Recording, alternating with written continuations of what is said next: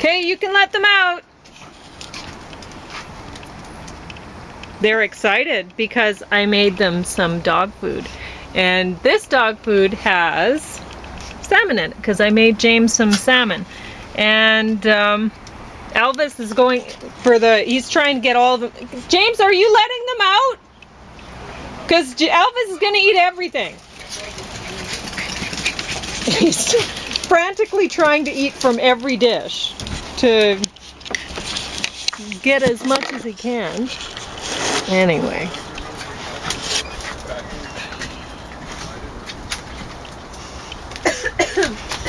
No, you don't have to eat that, honey.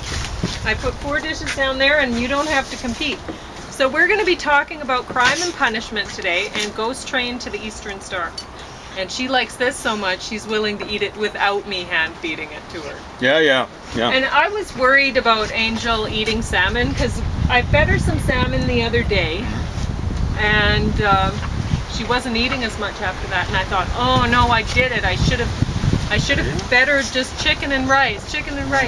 But James is right. I think it was just an acute sort of reaction with her. Like, I don't think it was whoever had her. I don't think that they were mistreating her and starving her. Actually, like James figures, well, you don't know how long she was littlest hoboing around the city before somebody found her and brought her to the vet, had her microchip scanned and whatever, right? And so, like, we don't know. She could have been wandering around for a week, dehydrated and not finding any food, you know? Wow. She went through this whole bowl. Oh, okay. Hope she doesn't throw it up. Anyway, That's I have a to lot. make sure it's not on camera. Throw up on camera? Yeah. Yeah. I don't think she'll throw it up. But anyway, so what I did is, James doesn't like eating the salmon skin.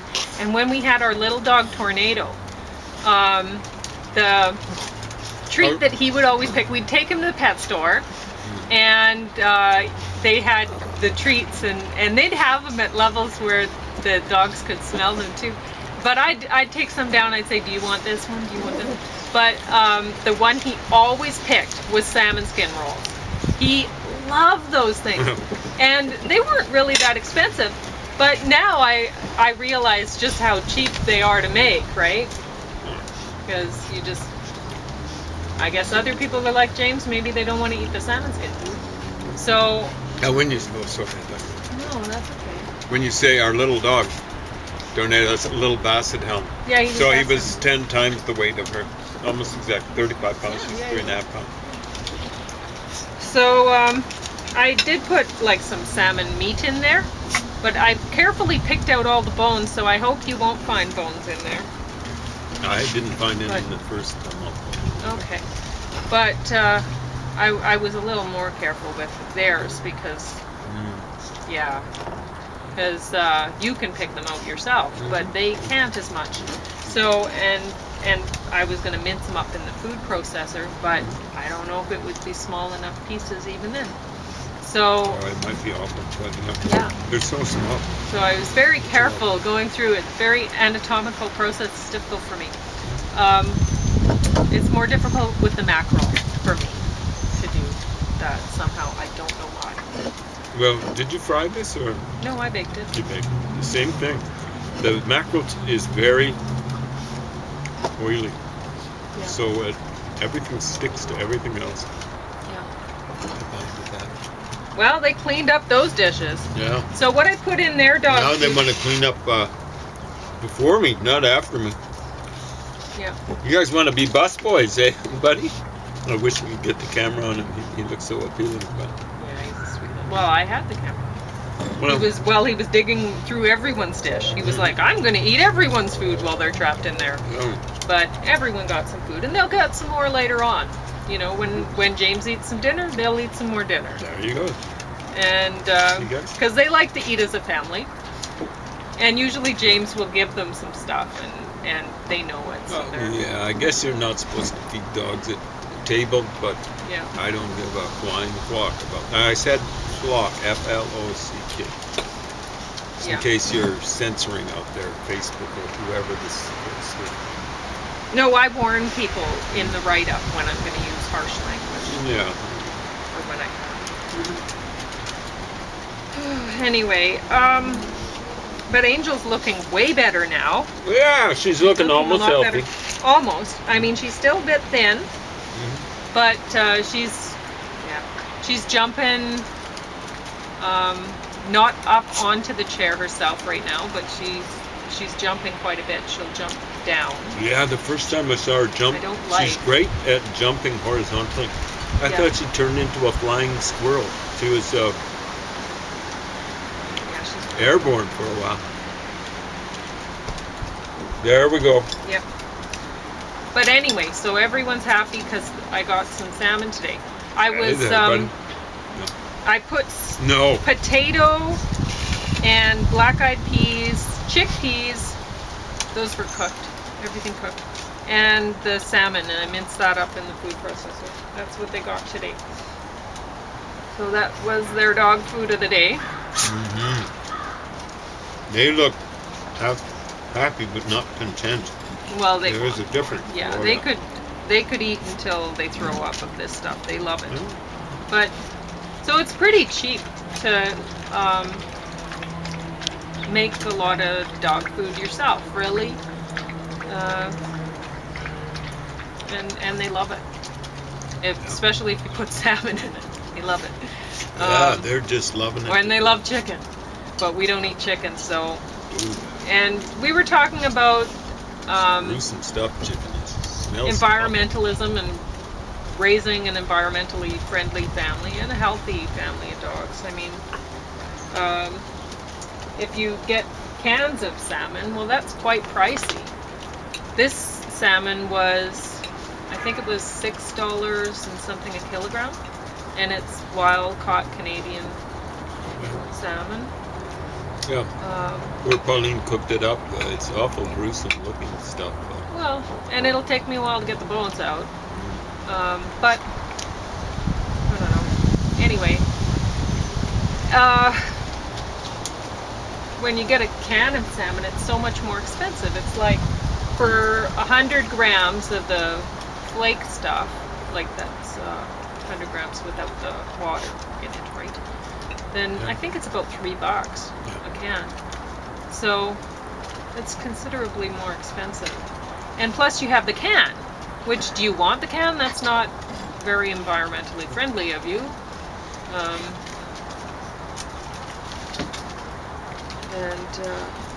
Plus aluminum. You never know what you're getting. Yeah, are you getting Alzheimer's, or are you giving your dog dementia or something with the? I don't know. So it's this way there's really no waste. Came in a. Get yourself down. Sorry for yelling okay. on camera there. Oh, I gave you a bit of skin by accident. Sorry about that. I'm going to share it with I him, know but Harris was wanting to hog it. I know. She knew what you were doing. I think. Yeah. She might have had an So idea. anyway, I would highly recommend both of these books. Crime and Punishment. I wrote everyone needs to listen to this audiobook, especially Disc 3, Track 10, about the cruelty to the mare. I'm not going to talk about it. Just you need to. This is something with fiction. I love listening to audiobooks on like fiction audiobooks. And honestly, I would recommend that you listen to it rather than read it. In the case of this. Definitely, if you're talking about reading it in Russian. Yeah. Or risky. The narrator did an excellent job, and this is very, very well worth listening to. Very well worth it. It's a must. So Opie? you guys are going down, eh? Oh, okay. Here we go, buddy. Now this one probably James is going to talk about more than me. We'll see. So this is Ghost Train to the Eastern Star. Is entertaining, I wrote. Paul Theroux doesn't hold back criticizing other cultures and other people. Whether it's the creepy porn in Turkey or the tree planting in the desert of Douglas fir, that was on Disc 3, and I don't know what they heard. Probably wind. licking the empty plates of food down there. Rather than drought-tolerant species, the leader of Turkmenistan was apparently too arrogant to seek species advice from anyone who would actually know what to plant. So millions of trees and labor wasted. Disc 7. I appreciate his, and that's not the Elvis, buddy. Sorry. leader of Turkmenistan. Turkmenistan. It's Turkmen, plural. Turkmen. Okay. Turkmen, like plural men. Men. Oh. Okay. Angel.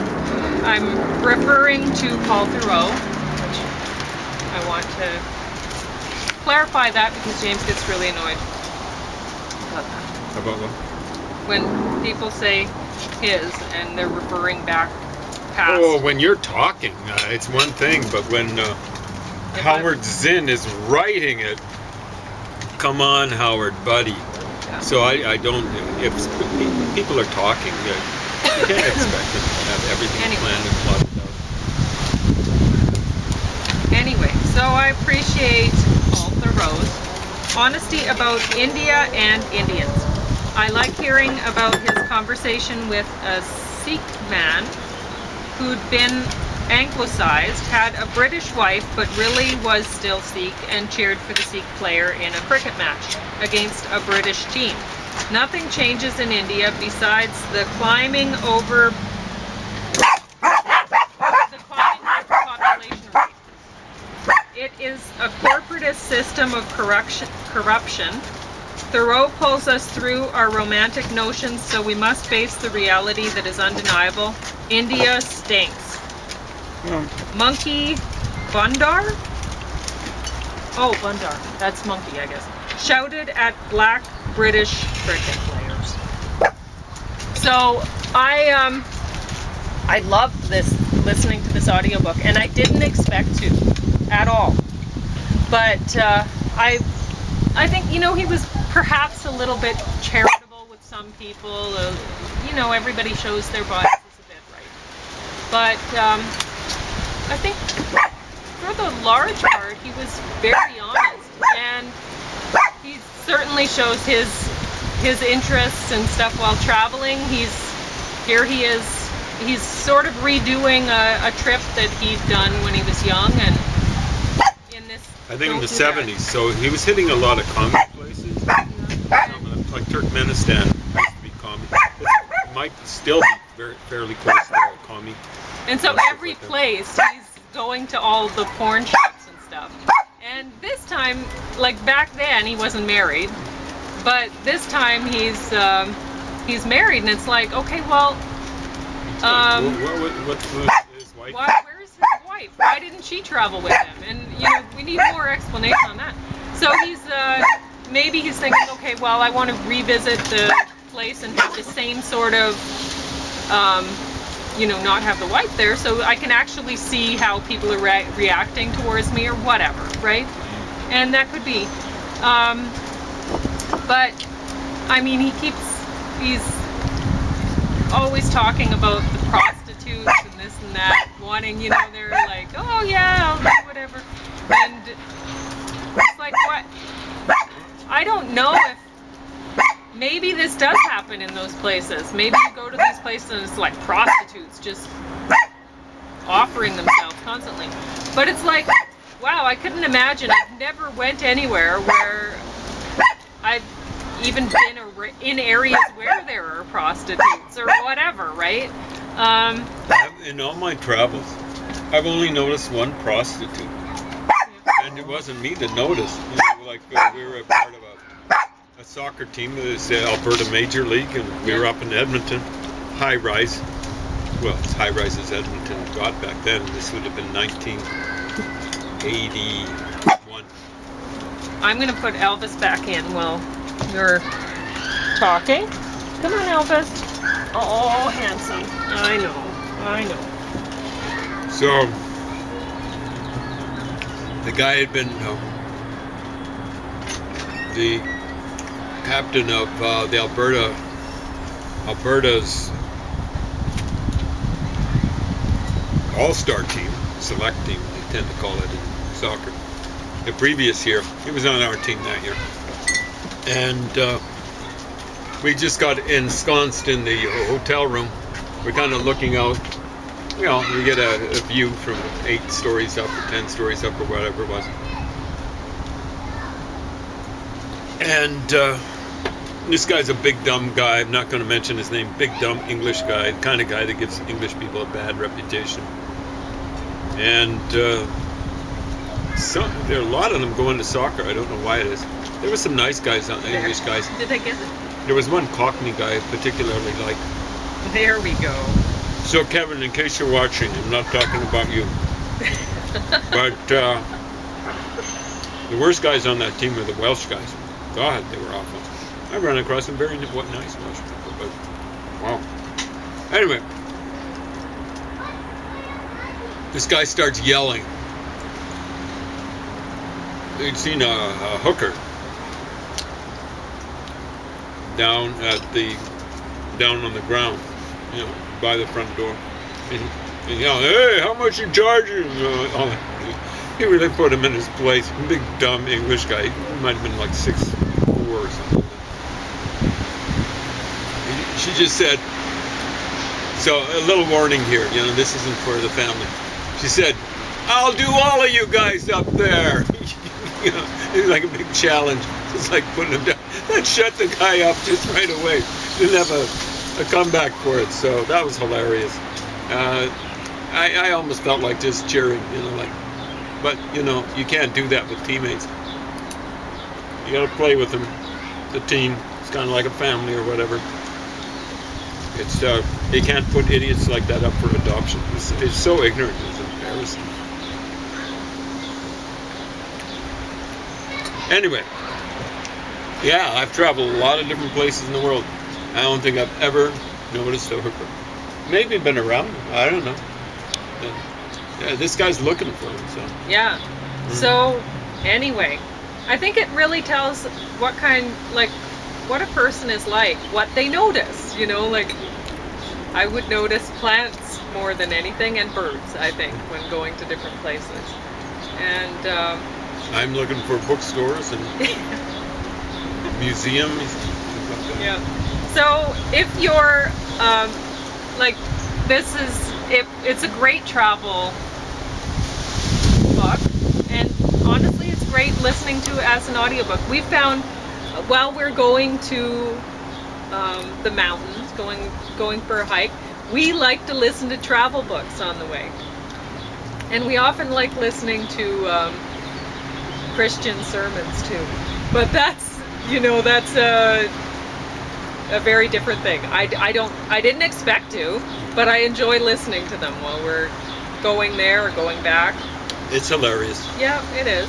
I gotta admit, every so occasion I like watching televangelists. It gives me such a sense of superiority. And we don't listen to travel things about the Rocky Mountains or something when we're going to the Rocky Mountain hikes. We go listen to whatever, traveling through Egypt or traveling through the Netherlands or whatever. It's just we like listening to the traveling things. I don't know, it gets us kind of amped up, I guess, or I'm not sure. But you might want to try it. It's really, really great. But I was going to say, so if you're listening to this thinking, well, yeah, I want to know what these places are like, so I'm going to listen to this guy. Well, unless you have his sort of travel taste, like you want to go to a lot of porn stores and check out the neighborhoods of where prostitutes hang out, or then maybe that's not going to give you a good idea of what these places are like, honestly. Well, I mean, he was talking about the landscape and coming into cities, mentioning how, what do they call it, brutalitarian architecture in the former Soviet Union. Yeah. Well, Turkmenistan used to be part of the Soviet. He was saying that you really tell a lot about a culture by its pornography, and maybe that's so. And in that case, then Turkmenistan porn, wow, you don't want to know those people, right? And the Japanese porn, really into S&M, I guess. That's the thing there. And so it's good to know, right? In that case, it's good to know. Yeah, this incident, for any variety of reasons, it's not for the politically correct or the weak of heart. Or the No, weak because of he's brain, going to be talking about which is exactly. He's basically giving all- you all details about three what is the the same. porn is like or whatever. Well, it's what I'm talking about What? is he will describe things like this is ugly scenery or whatever. Yeah. Yeah?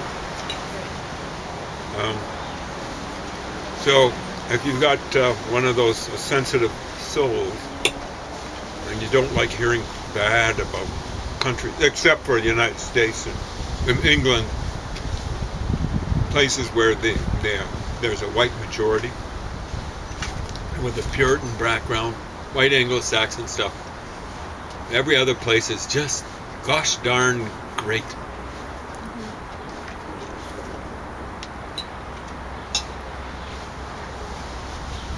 This ain't for you. But, I'm afraid this world ain't for you. This world is just not good enough for you. Actually, it's too good for you. You guys are useless pieces of crap. Yeah?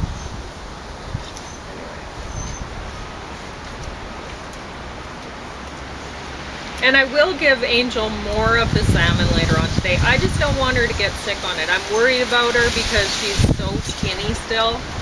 And just trying to be a little gentle on her system, that's all. So, give her a little bit of salmon here and there, and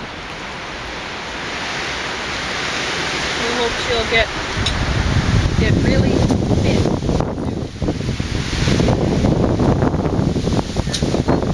I asked her, I said she was looking lively and pretty again. And I said, are you feeling lively? And she said, yeah.